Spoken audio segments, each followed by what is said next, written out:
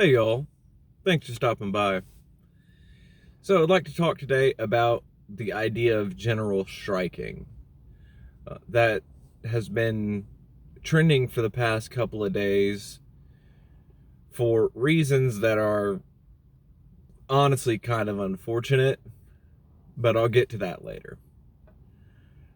So if you're not that familiar with the idea of striking in general, essentially all a strike is just when you organize with your coworkers and employees and stuff like that as a way to, you know, have a larger voice towards talking to your employer.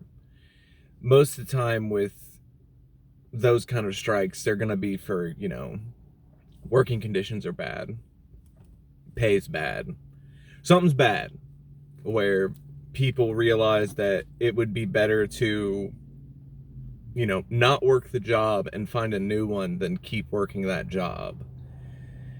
And believe it or not, people actually do want to work. I know that seems like a weird concept to some people, but it is kind of in our nature.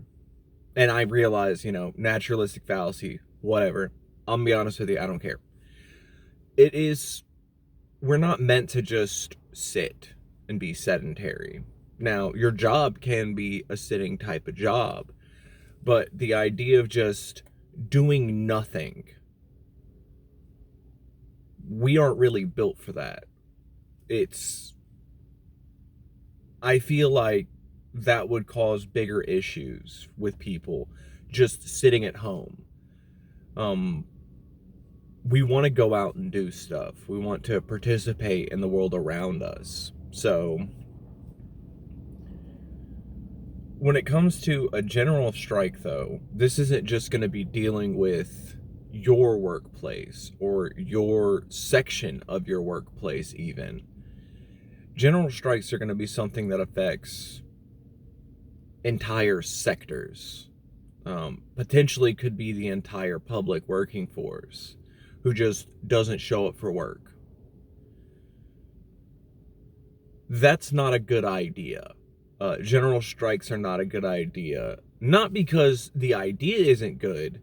By all means, if we could reach a level of organization where we actually do get every single American worker to just not show up for work one day, yeah, that would be something. But that'll never happen because of the type of organization that gets done regarding these strikes. If the first time you heard about a general strike in the last couple of days were that group, those, like, they call themselves Fred Hampton leftists, if the first you heard of it was a clip from their, I don't even know what you would call that, like, podcast, talk show, whatever. They were doing a whole bunch of interviews with people for the past couple of days. If the first time you heard about the concept of a general strike was those people talking about it, you saw like a clip or something like that, it's already too late. It's already too late to try to do a general strike at that point. There's not enough time. One thing when it comes to these kind of, when you're striking, typically you have a larger group that you're sort of deferring to, whether it be your union or whatever. Those unions typically will have strike funds. And again, you don't have to do it through a union, but typically your larger group is going to have strike funds to help people pay their bills, keep food on the table, survive through a strike. Not that you're just going to quit this job and go work another one so you can keep paying bills. Strike funds are supposed to be there so you can actually do the strike. Not participate, not go in, but you can still survive. Tell me once in this entire time of these Fred Hampton leftists, did they talk about strike funds at all? It's just the concept of striking and what it can do and this and that, and it's, Honestly, it sounds like a pipe dream the way they describe it. You can talk about how cool it would be and all this and that, but unless you are actually doing some real levels of organization to try and get this on a national level, you talking about a general strike is worthless. Now, the second part that I wanted to talk about with that group, the Fred Hampton leftists, and yeah, I'm going to keep putting them in quotes, because when Fred Hampton Jr. himself says, I have no idea who you people are, why are you using my name for this? This is just weird. Yeah, that's a problem. And I saw the little like gotcha sort of agreement from somebody about that, where someone's saying something like, I need to get permission from Roosevelt's family to call myself an FDR, like constitutionalist or something like that. No, you don't. But the difference is Fred Hampton Jr. is alive. Fred Hampton Jr. does activist work, is still actively involved with the Black Panther Cubs. Why not just join up with him?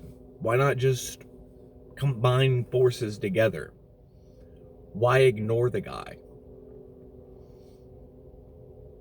I'll have links to his organization in the description, Fred Hampton Jr., because if you're going to donate to any sort of fund using the Hamptons name, you should give your money to the Hamptons, not to people who are LARPing as the Hamptons. I'm sure you're smart enough to realize that, but yeah, don't give your money to those people. If you want to donate to a group who represents what Fred Hampton stood for in his life, give it to his family. Don't give it to people who are, from what it appears to be, using his name to promote their message more than they could on their own. But let me know what you think.